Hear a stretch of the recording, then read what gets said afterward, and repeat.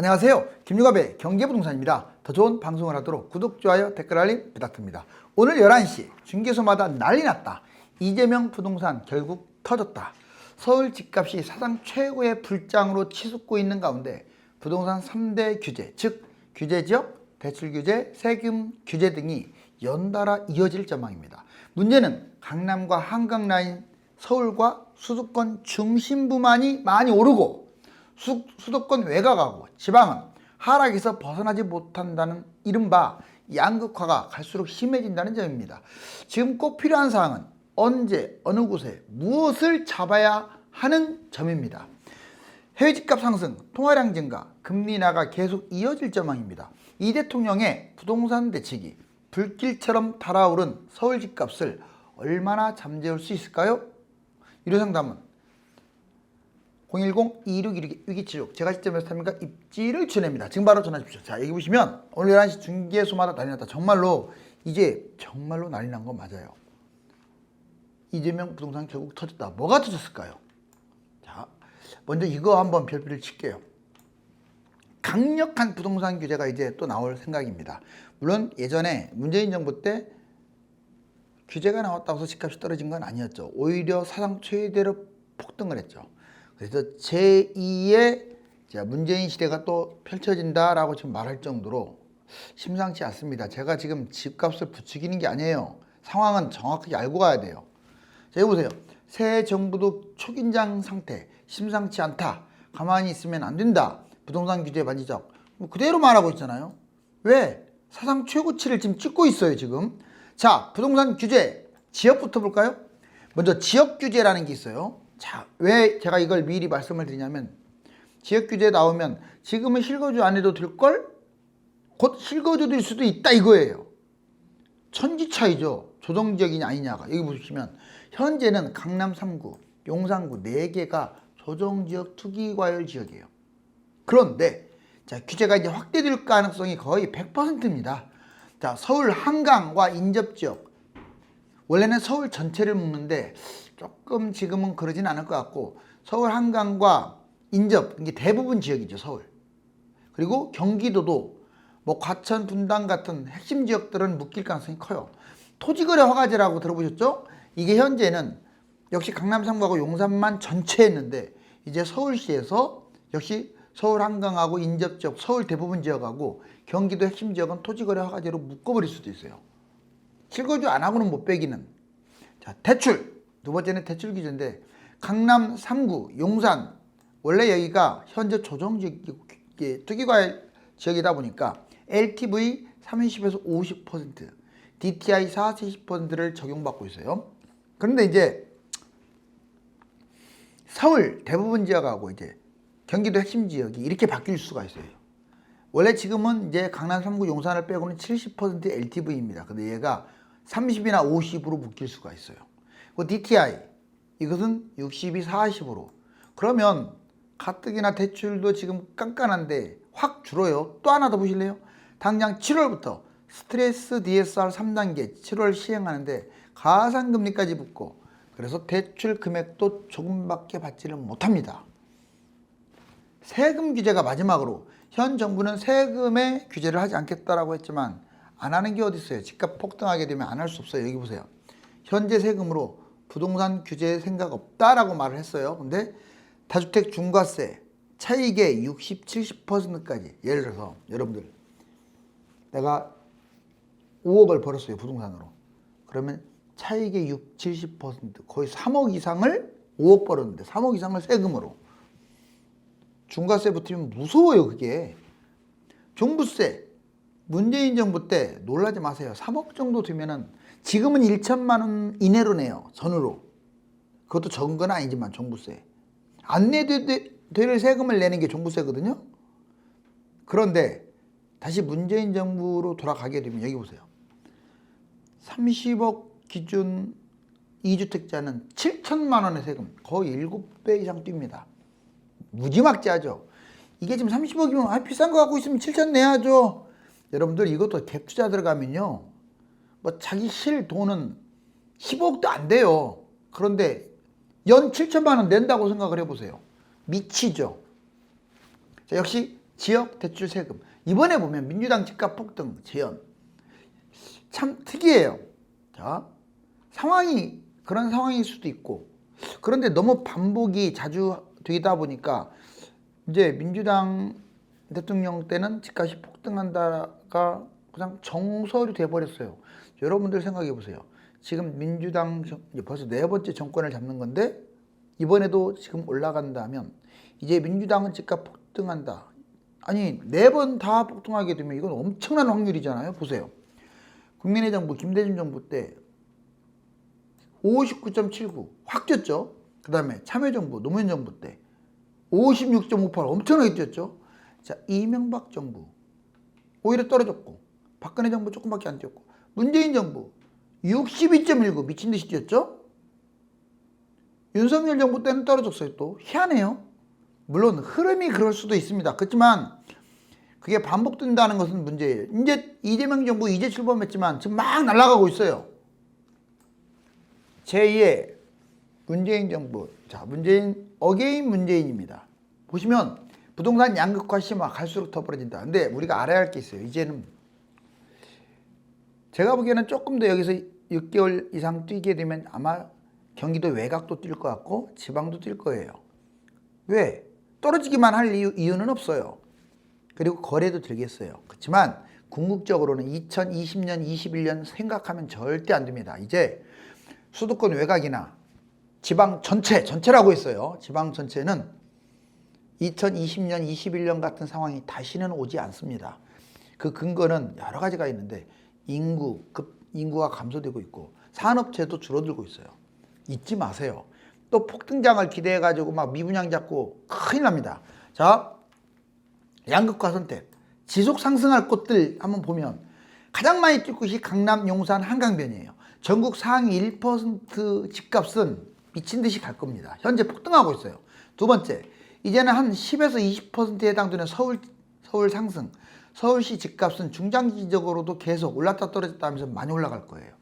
그 다음에 경기 인천의 핵심 지역, 핵심만 뜹니다. 상위 핵심 지역은 경기 인천일지라도 집값이 계속 올라갈 것이다. 그러면 양극화가 뭐냐? 먼저 입지의 양극화.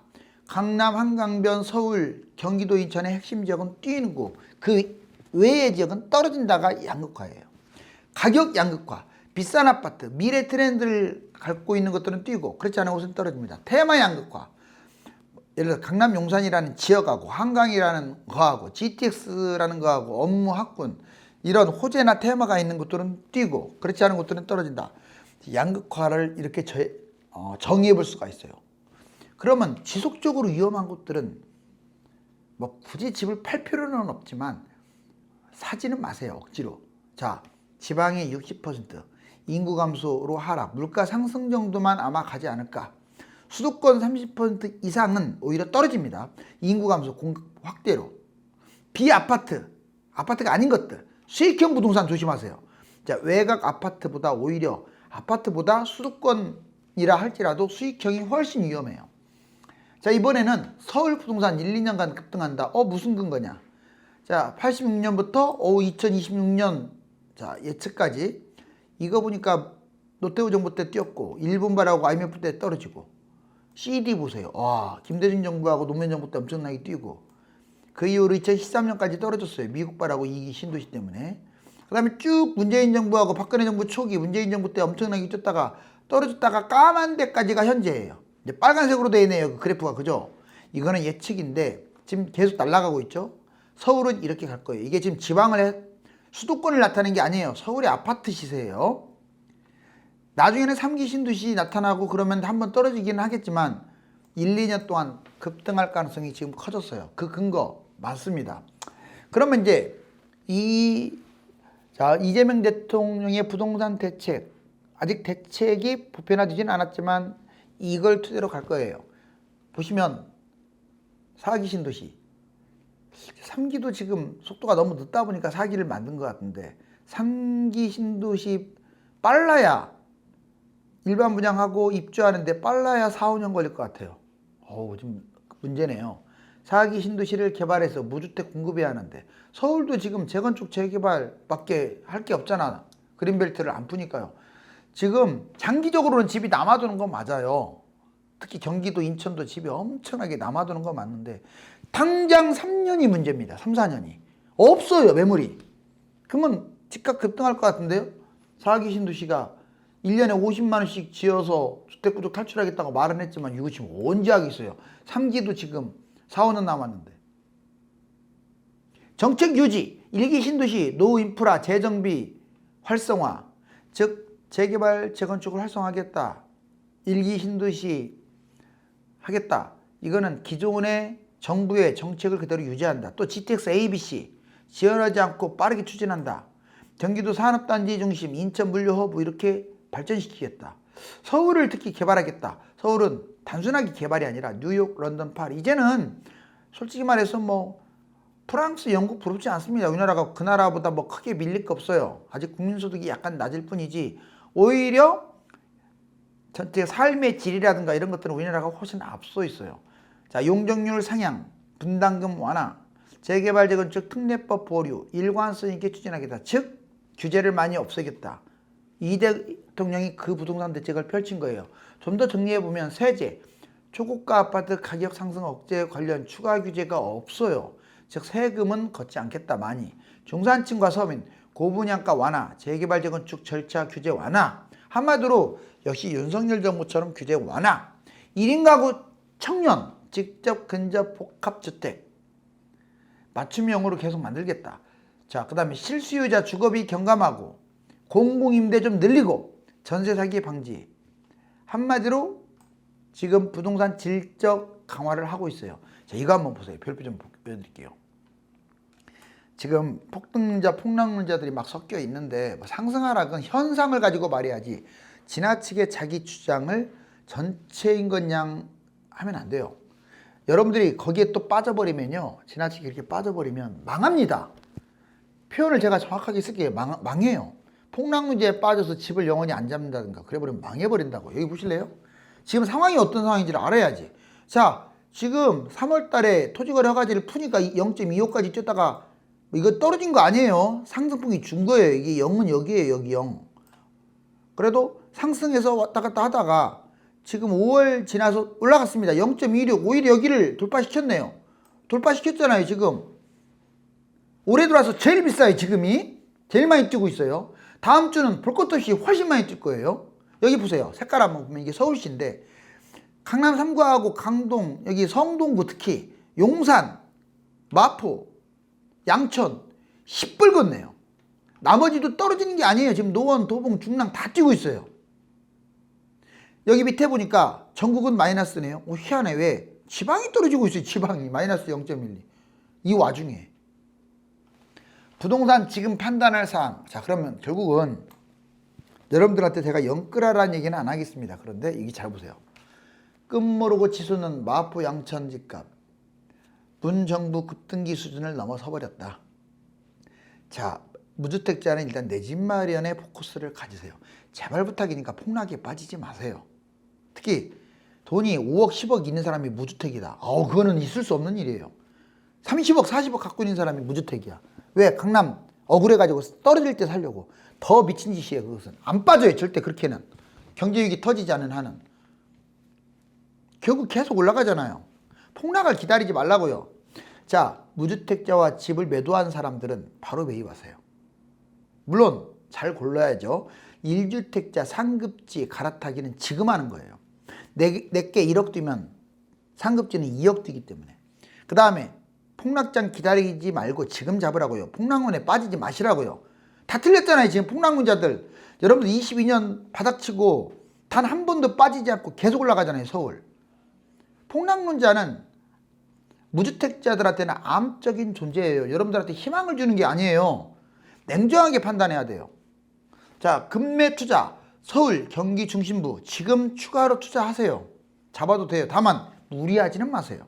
자녀 이름 합법적으로. 자녀가 결혼할 때 집 사주는 거 아니에요. 타이밍 잡아서 잡아주는 거지. 미리 잡아줘야지. 지금 현금 부유보다는 부동산 투자하는 게 맞아요. 그리고 주식을 많이 했던 분들은 주식 투자하는 게 맞고요. 물론 주식은 안 했던 사람들 투자하면 안 되겠죠. 청약 전략. 청약은요. 서울 3기 분양가 보면서 청약을 하고 자, 가점이 40점밖에 안 돼. 50점밖에 안 돼. 아예 포기하세요. 60점은 넘어야 그래도 기다리는 것 좀 생각하는 거지. 괜히 청약 기대다가 집값 뛰면 망한단 말이에요. 고분양가, 외곽, 미분양 대신에 현재 상황에서 미분양인 것은 진짜 안 좋은 것들이야. 지하실이야, 지하실. 잡으면 안 돼요. 금지사항 아무리 급해도 아파트 위에 비아파트 또는 비주택, 주택이 아닌 것들, 예를 들어 상가, 호텔, 땅, 지식산업센터 있던 거 쳐다보지도 마요. 오피스텔, 뭐 도시형 생활주택, 지주택, 이런 걸 왜 봅니까? 현금 보유, 예금 적금 하지 마세요. 물론 집이 있는 사람은 뭐 해도 되죠. 집도절도 없이 왜 예금을 합니까? 집값이 훨씬 많이 뛰는데, 화폐 가치가 하락하는데. 여기 세계 집값 제가 보여드릴게요. 자, 여기 2000년, 2025년 써졌죠. 자, 글로벌이라고 써있네요. 이때 뛰었다가 떨어졌다가 지금 최근에 초록색 올라간 거 보세요. 그 다음에 미국입니다. 똑같이 닮았네요. 최근에 올라간 거 보세요. 미친 듯이 뛰었죠. 자, 그 다음에 여기 한번 볼까요? 이번에는 우리나라 서울이에요. 떨어진데 우리나라는 지금 별로 안 올라갔어요. 생각보다 서울이. 이렇게 지금, 그래서 제가 해외 집값이 OECD하고 미국 32개 국가가 이렇게 많이 뛰었는데, 우리나라만 상대적으로 덜 올라갔다니까요, 지금. 옛날 지금 그 얘기 하고 있어요. 집값 거품 심하다, 이 말은. 여기 보세요. 이거 보여드리면 알아듣겠네요. 이게 21년이에요. 노란색 선을 그었죠, 노란색. 자, 미국 뛰는 거, OECD 뛰는 거 보이시죠? 서울이 이거밖에 안 뛰었어요, 지금. 지금 다른 나라 다 뛰었는데, 물론 강남하고 서울 중심부는 좀 뛰었지만, 그래도 돈을 너무 찍어내고 있고, 다른 나라가 지금 덜 뛰고 있어요. 여기 보세요. 집값 상승 요인이 세 가지인데, 이건 여러 번 했으니까 맥만 잡아볼게요. 금리를 인하하는데 집값이 떨어질 이유가 없어요. 국내적인 요인에서 아무리 또 규제가 나와봤자 해외가 뛰니까. 또 문재인 정부 때도 독특하게 많이 뛰기는 했지만 문재인 정부만의 꼭 잘못은 아니었어요. 왜냐? 뭐 그 사람들이 문제도 있었지만 해외도 그렇게 뛰었거든요. 우리나라가 좀 더 뛰었을 뿐이지. 더군다나 지금 금리 인하, 해외 집값 지금 계속 폭등하고 있는데 우리나라가 상대적으로 덜 뛰었다고 했어요. 통화 증가, 돈 미친 듯이 찍어내요. 그러니 떨어지겠어요. 지금 이제 주식도 이제 3천 곧 찍게 생겼는데. 자, 여기 양도세 중과와 종부세. 자, 이제 그러면 정부가 마지막으로 세제는 막판에 한다고 했는데, 중과 2주택 3주택 여기 보세요. 기본세율이 6에서 40%인데 최대를 한 40%를 42%를 잡아보면 여기에 30을 더하면 70%까지 세금을 내요. 10억 벌었으면 7억을 세금 낸다고요. 이런 나라가 어디 있어요. 미친, 진짜 정말 쟤도 이제 아무리 집값이 뛰어도 그렇지. 그래도 집값 못 잡았네. 아니 10억을 냈다고 7억을 세금을 내. 자, 여기 상속세 및 증여세 지금 완화한다고 했는데 아직 법 통과 안 되는데 내가 보기에는 도로함이 타불입니다. 자, 종부세가 중요하죠. 얘보다. 종부세 보시면 지금 30억 이상일 때 이 지금 개정돼 가지고 1000만 원이나 500만 원 냈는데 여기 옛날에 얼마 냈냐? 30억 여기 써 있죠. 30억. 자, 2주택 이상자들 7,100만 원까지 냈어요. 그래갖고 윤석열 정부 들어와서 1,400 냈어요. 세상에 아무리 집값이 뛰어도 그렇지. 1,000만 원이면 될 걸 갖다가 7천만 원을 세금 내게 이렇게 또 돌아옵니다. 팔자니 종부세, 팔자니 양도세가 무서워. 아까 70% 두드러 맞았잖아요. 보유하자니 보유세가 저렇게 많아요. 자기 돈은 15억밖에 없어. 갭투자해가지고 주택이 2개이고 30억 넘는다는 이유만으로 7천만 원 세금을 내야 돼요. 제가 없는 말 하는 거 아니에요. 지금은 1,000만 원도 안 내죠. 자, 이 대통령 부동산 3대 대책, 규제 완화, 시장 원리, 집값 급등 때는 규제를 하겠다. 좀 예전에 문재인 정부 때처럼 하면 안 될 것 같고 효율적으로 좀 잘했으면 좋겠어요. 이게 쉽지는 않을 겁니다. 왜냐하면 해외하고 연관된 게 두 개나 있어요. 뭐냐? 지금 해외 집값 폭등, 그 다음에 두 번째 금리 인하. 자, 지금 완전 핵폭탄이 터지듯이 쭉 번지고 있는데 지금 집값을 잡았으면 좋겠어요. 우리 서민들을 위해서라도. 벌써 영끌로 내 집 마련을 하려는 사람들이 급증하고 있는데 정부가 어떤 대책을 내놓을지 주목이 됩니다. 제2의 문재인 대통령 부동산 우려가 크네요. 감사합니다.